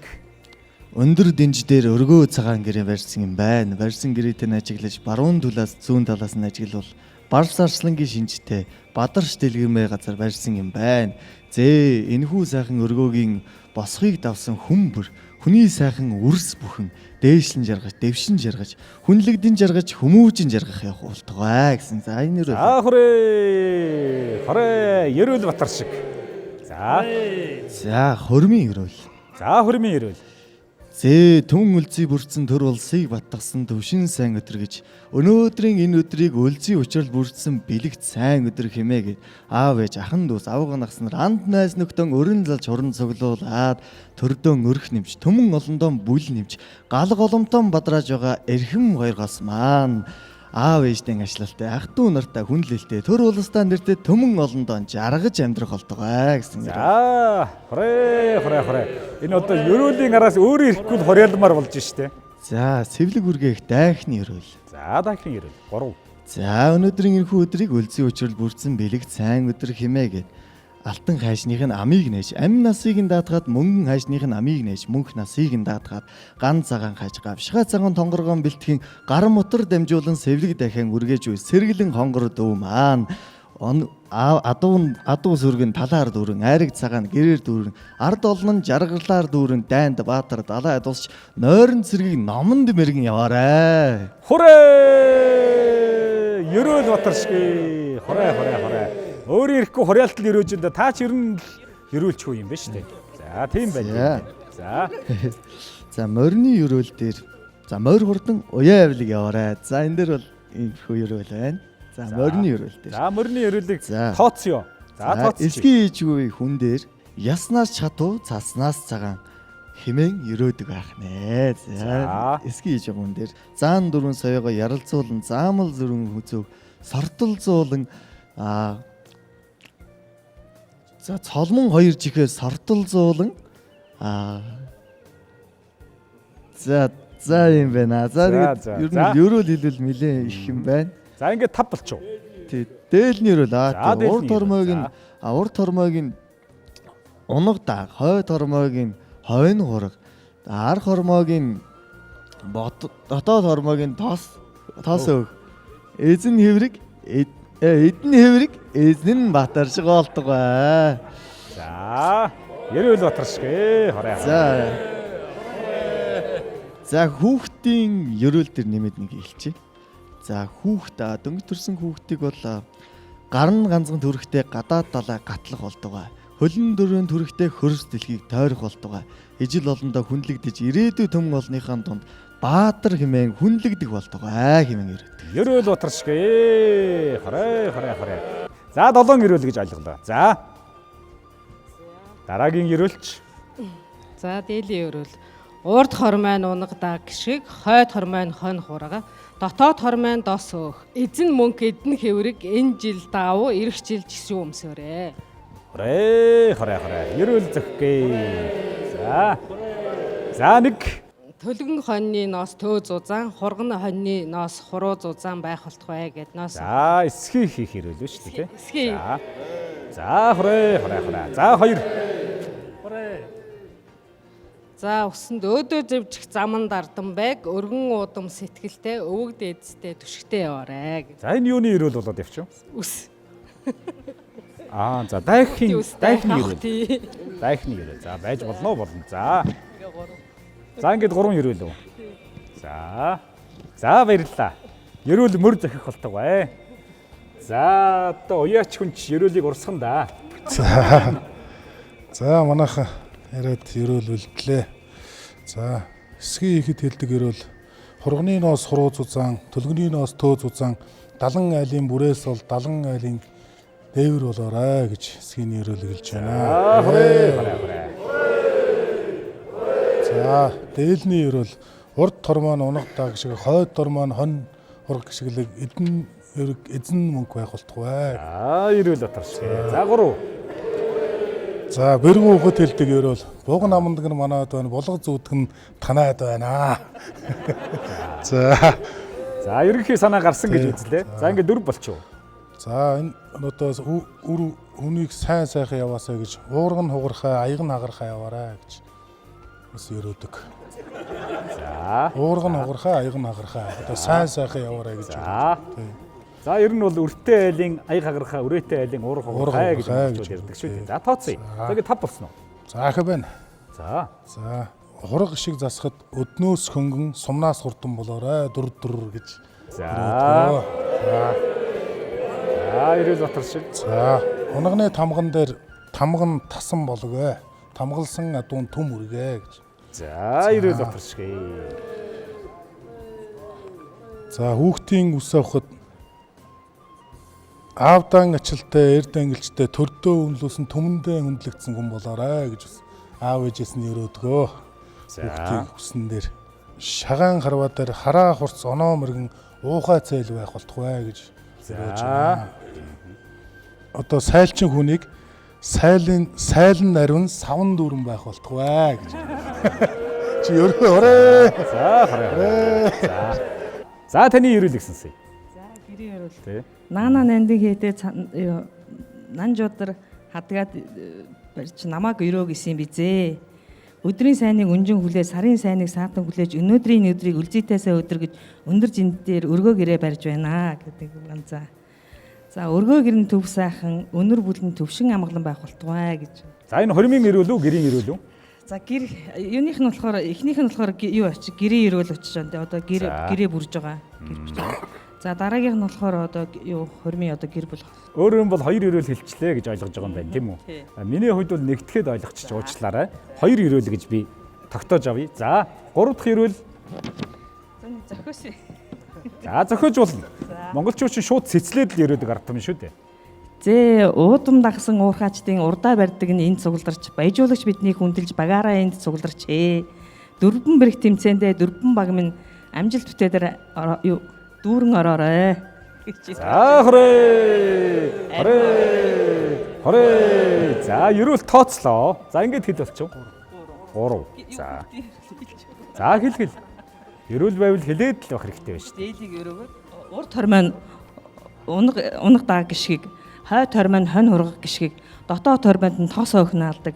Эдэн хэврэг эзэн мөнх байх болтугай. Энэ жил цэсчүү эх жил торгон өсөх болтугай. За хорой. Ерөөл мөр захихгүй. За.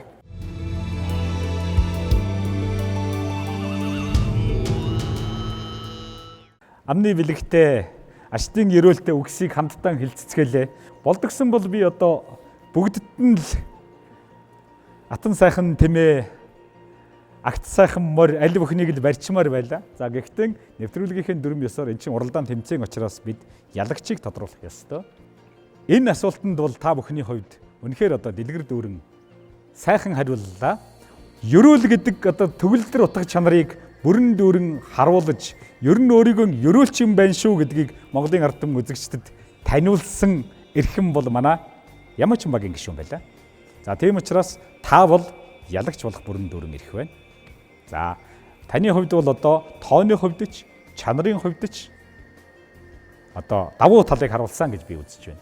За манай Адуучин багийн ахлагчийн хувьд бол за маш олон сайхан ерөөл бэлгийн үгийг цэцэлсэн хэлсэн. Монголын ард түмний маань одоо энэ ерөөл бэлгийн өв сан дондоршгүй юм а гэдгийг та бол харуулсан.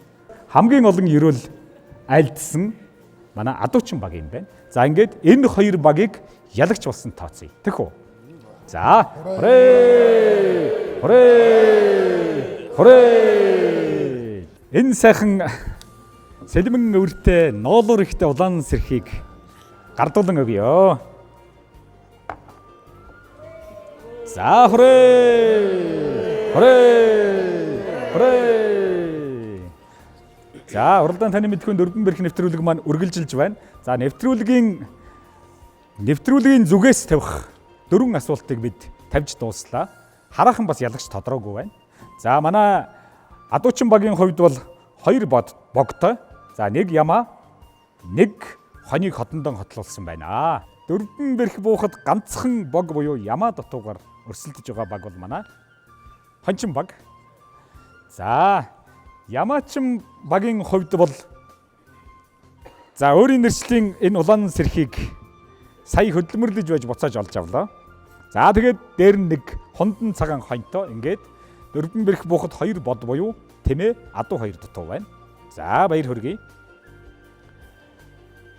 За тэмээчин багийн хувьд бол мөн одоо оюун ухаан эрдэм мэдлэг авхаалж самбаагараа яг энэ өнөөдрийн хувьд бол хамт олноо болоод манай дөрвөн бэрх нэвтрүүлгийн дөрвөн багийг манлайлж байгаа багаа гэж би зүй ёсоор нэрлэнэ.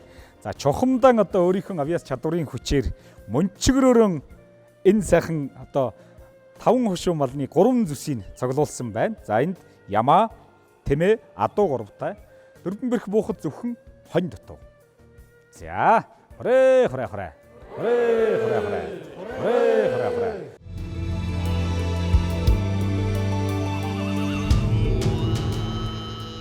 Борон дэрийн уулын баяжуулах үйлдвэрийн хамт олон маань дөрвөн бэрх нэвтрүүлгийн хойморт морилготон үнэхээр одоо өв соёлон дээдэлдэг Монгол хэмээх нэрийг дэлхийн дайдад дуурсахын төлөө өөрснийхөө оюун ухаан эрдэм мэдлэг авьяас чадварыг дайчлаж явдаг ийм хамт олон гэдгийг нотлон харуулсан. За тухайлах юм бол манай нэвтрүүлэгт оролцож байгаа уран бүтээлийнхэн бэлгийг мөн өөрийн хамт олонны дундаас өөрийнхөө авьяас бэлэгтнүүдийг өргөн залж нэвтрүүлгийн хойморт болоод манай үзэгчдэд маань сэтгэлийн мялалга болгон өргүүлж байгаа. Одоо Хэнтэй аймгийн Борон дэрийн уулын баяжуулах үйлдвэр хэмээх энэ сайхан газар орон энэ сайхан шүншигтэй нутгийг магтан дуулсан сайхан аялгау манай Борон дэртэй холбоотой хүн бүхний сэтгэл зүрхэнд эгшиглэж байдаг сэтгэлийнхэн сүлдэн дуулал болсон нэгэн сайхан аялгауд дуу эгшиглэх гэж байна. Гамболдын хөгжим, цоломонгийн шүлэг, Борон дэрт амьдрах сайхан хэмээх энэ сайхан бүтээлийг бидэнд толилуулах Борон дэрийн уулын баяжуулах үйлдвэрийн баяжуулах фабрикийн ажилт хэсгийн ачаагч Гэрэл Тод засварчин ган зарыг нарыг хүндэтгэмээрье.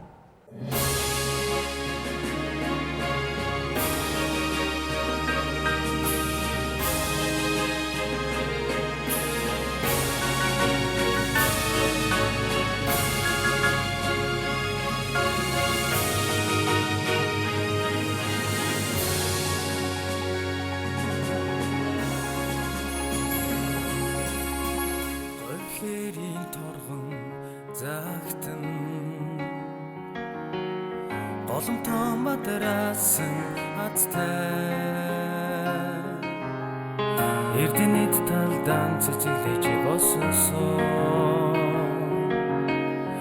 Энэ л хотдон амьдрах хувьтай Уулталуудын уулзах цаатан Очсон золохын өрөөтэй Амьдсан залуу хотоодны газрын дохоротой Одурмөрөдийн хаврын сайхан Орошаксын зунын сайхан Орчмодын намхан сайхан Одор тунгадаг өвдөн сайхнаа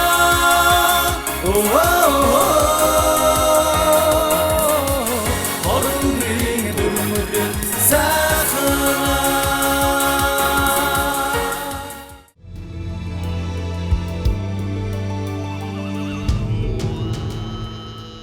Манай нэвтрүүлгийн зүгээс тавих дөрвөн асуултыг та бүхэн маань бүгдээрээ болгоож дууссан. Нэвтрүүлгийн дөрвөн ёсоор бол дөрвөн бэрх төрүүлж буулгасан баг ялагч болох ёстой. Бид одоо ялагчийг тодруулахад түлхүүр болох, түлхэц болох үзэгчдийн дундах асуулт хариултын тэмцээнийг явуулах гэж байна. За хөгжөөн дэмжигчид маань багуудын араар сууж байгаа. Та бүхэн маань миний тавих маш энгийн, маш амархан асуултанд хамгийн түрүүн гараа өргөж хариулж гэмээн зөв хариулж чадаж гэмээн шүү. Өөрийн багтаан хэрэгтэй байгаа шагааг шууд надаас нэр цохоод авч болно. Анхаараарай. Миний асуулт маш энгийн асуулт шүү. Гөхөл гэж юу хэлж байна? Ямаачин багийн хойно байгаа улаан дээлтэй хүн төрүүлж гараа өргөсөн. Одоо морины дийл засахтаа үлдээсэн үсийг хэлдэг байгаа. Бас урдаа үлдээсний одоо дэлний урд үзүүрт үлдсэнийг бас гөхөл гэж хэлдэг. Гөхөл боон. Одоо азарга хурдмөр уяхта эцэг одоо юу азаргыг уяхта гөхөл дэлийг боож мордуулдаг байгаа. Тэрийг гөхөл гэж хэлнэ. За ер нь бол ерөнхий утга бол гарсан. Ерөнхий утга бол гарсан. За энд бас хоёр дахь гараа өргөсөн баг. За таны хариултыг бас авъя. Сонсъё. Утга бол ерөнхийдөө яг л адилхан л байна. Одоо нэг хөхөл дээл гэдэг ер нь тэгэл. Хариултыг авлаа. Би танаас нэмэлт асуусан нь бол бас нэг утга гаргацсан болвол болох байлаа. За тэгэхээр баг болгоноос ер нь нэг төлөөлөд асуучих ямар ч байсан. За. Морины гөхөл гэдэг морийг уралдахад нь гөхөл дээл сүлийн боогод явуулдаг. Тэгээ яг морины урд хэсэгт нь дэлнийх нь урд хэсэгт нь үлдээсэн багц усыг одоо гөхөл гэж байна. За. Хүүхдийн урд зулаа дээр үлдээсэн усыг бас гөхөл гэж нэрлэдэг. Адууны юунаас гадна ахаа давхар. За мэдээч шүү дээ. За мэдээч. За би яг энэ утгыг л гаргах гээд байлаа л да. Энэ утгыг л гаргах гээд байлаа. Одоо морины толгоонд үлдээсэн усыг гөхөл гэдэг утгыг бол төрүүлж хэлсэн хөгжөөн дэмжигч бол манай Ямаачин багийн хөгжөөн дэмжигч байлаа. За хүүхэд дээр мөн адил шүү дээ. Морины хүний одоо толгоонд үлдээсэн одоо тэр жижиг хэмжээний усыг гөхөл гэдэг тийм ээ. За энэ утгыг бол гаргаж чадсан хөгжөөн дэмжигч бол манай Хончин багийн хөгжөөн дэмжигч байлаа. Тэгэхээр энэ хоёр хариулт нийлж байж нэгдмэл болж шүү дээ тийм ээ. Морины болоод хүний толгойд үлдээсэн тэр жижиг хэмжээний усыг гөхөл гэдэг байна шүү дээ тийм ээ. За та хоёр маань хамтдаа зөв хариултыг бүтээж чадсан учраас хоёр багийн хөгжөөн дэмжигчийг хоёулангийн зөв хариулсан гэж үзлээ. Хорээ! Хорээ! Хорээ! За хоёр багийн хөгжөөн дэмжигчийг оръё. Та хоёр маань хамтдаа үнэн зөв асуултыг бүтээж манай үзэгчдэд бэлгэллээ. За тэгэхээр танаа багийн хувьд ямар шагаа хэрэгтэй гэж захиж гаргаваа? Дутуу шагаа мандад ямаа байгаа. Ямаагаа л авна да. Ямаа авах уу? Тий, улаан сэрэг. Одоо сайхан адуу юм уу тэмээ авбал. Яах шүүгээр. Манай хотод ямаа л дутуу байгаа. Ямаа л хэрэгтэй. Үн бангийн бодвол бод дээр дээ. Яах вэ? Тэрийн дараа жил авъя. Эсвэл халуун гшуутаа халзан цагаан хонь авлаа. Гөө. Хэрэгтэйгээ л авчих. Ямаа авах юм. Тий. За. Мэдээч хэрэг танаа багт бол ямаа хэрэгтэй. За. Танаа багийн хувьд. Манай багийн хувьд алтан туурт авъя. Алтан туурт авъя. За, хурдан сайхан хүлэг. За, энэ бол болж байна тийм ээ. За. За, энэ сэлмэн эвэртийг гардуулъя да. За. Хорээ! Алтан тууртай хурдан сайхан үрээг бэлгэлээ да. За, хорээ!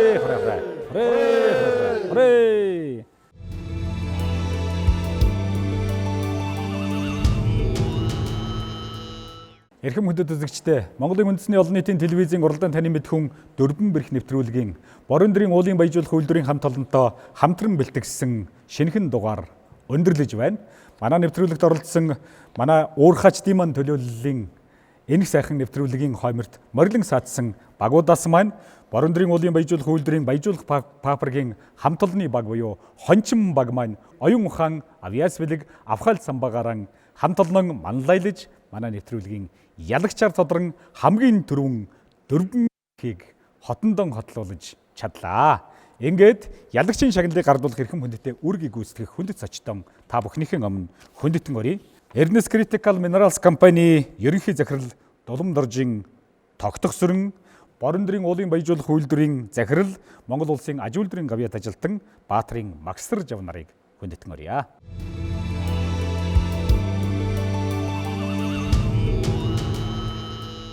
Манай уул уурхайн салбар бол Монгол орны өнөөдөр эдийн засгийг авч яваагаас салбар.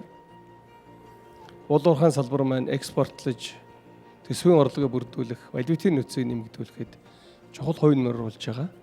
За энэ дотор нэг чухал үүргийг бол манай Борон дэрийн уулан баяжуулах үйлдвэр гүйцэтгэж байгаа.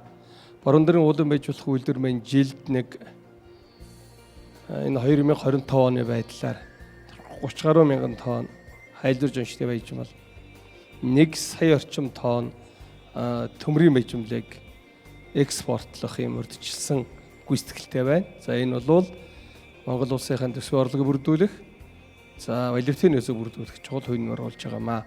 Тэр гол үүргийг гүйцэтгэж байгаа хамт олон бол энэ 1500 ажиллагчтай Борон дэрийн уулын баяжуулах үйлдвэрийн хамт олон юм аа. Тийм учраас нийт одоо хамт олондоо баяжуулах фабрикийн 40 жилийн баярын мэндийг өргөн дэвшүүлье. Борон дэрийн уулын баяжуулах үйлдвэрийн ерөнхий захирал Монгол улсын аж үйлдвэрийн гавьяад ажилтан Магистржав таныг хамт олондоо хандсан хүндэтгэлийн үг хэлнэ үү хэмээн орж байна. Борон дэрийн уулын баяжуулах үйлдвэрийн баяжуулах фабрикийн 40 жил тэмдэглэж байгаа нийт баяжуулагчид тэр дундаа үе үеийн ахмад буурлууд одоо нийт ажилчдаа баяжуулах фабрикийнхаа 40 жилийн баярын мэндийг хүргье. За баяжуулах фабрик үйлдвэр маань бас дагалдаж техник хяналтын хэлц хийм лабораторигүйгээр бас цааш явахгүй ойлгомжтой. Тийм учраас анх 1985 онд баяжуулах фабрик үе хаалгаа нэгтээ бас тус хийм лаборатори болон техник хяналтын хэлц хамт бий болсноороо бас энэ 40 жилийн баяр техник хяналтын хэлц хийм лабораторийн одоо хамт олонны бас баяр гэж ойлгож байгаа гэдгийг бас хэлье. Өв соёлынхон төлөө бидэнтэй нэгэн морины хүчээр хамтан зүтгэж энэ сайхан дөрвөн бэрх нэвтрүүлгийн дугаарыг бэлдэж өгсөн танай хамт олонд ажил үйлсийн өндөр амжилтыг хүсэн өрөөё. За эх орныхон эрдэс баялагын үүсийг задлаж Монгол орныхон хөгжил дэвшилд үнэтэй хувь нэмрээ оруулж байгаа танай хамт олонны ажил үйлс үргэлж дэшин дэвжин бадарч байх болтугай. За ингээд Ernest Critical Minerals компани ерөнхий захирал Долом доржин тогтгосрон дарга маань одоо ялагчийн шагналыг гардуулна. Хончин багийнхан хамт олон буюу 40 жилийн яруу түүхийг бүтээсэн баяжуулах фабрикийн хамт олонны төлөөллийг өрье. За баяр хүргэе. За багийн дөрвөн гишүүн дөрүлээ гарч ирнэ шүү.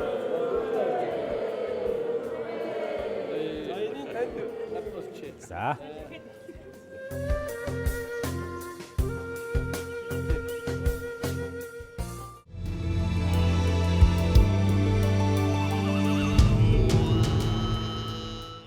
Монголын үндэсний олон нийтийн телевизийн зүгээс уламжилт өв соёлын төмөн олондон дэлгэн таниулах зорилгоор бэлтгэдэг манай өнөөдрийн дугаарт Борон дэрийн уулын баяжуулах үйлдвэрийн хамт олонны төлөөлөл эх орныхон эрдэс баялаг уул уурхайн салбарын хөгжлийн төлөө зүтгэж байгаа энэ сайхан хамт олонны төлөөлөл оролцлоо. Манай өнөөдрийн дугаарыг хамтдаа бэлтгэж уламжилт өв соёлын гайхамшигыг төмөн олон үзэгчдийн дэлгэн харуулж багтан шахших боломжийг олгосон танай хамт олонд туйлаас баярлаж байгаагаа илэрхийлье. Ингээд манай өнөөдрийн дугаар жаргаж байна. Морилон саатсан эрхэм зочид та бүхэндээ болоод өв соёлдон хайртай эрхэм болон үзэгчид та бүхэндээ ад жаргал, амжилт бүтээл, элэг бүтэн, элбэг хангалуун жаргалыг чин сэтгэлийн угаас хүсэн өрөөж нэвтрүүлгэн жаргаая. Хүрээ!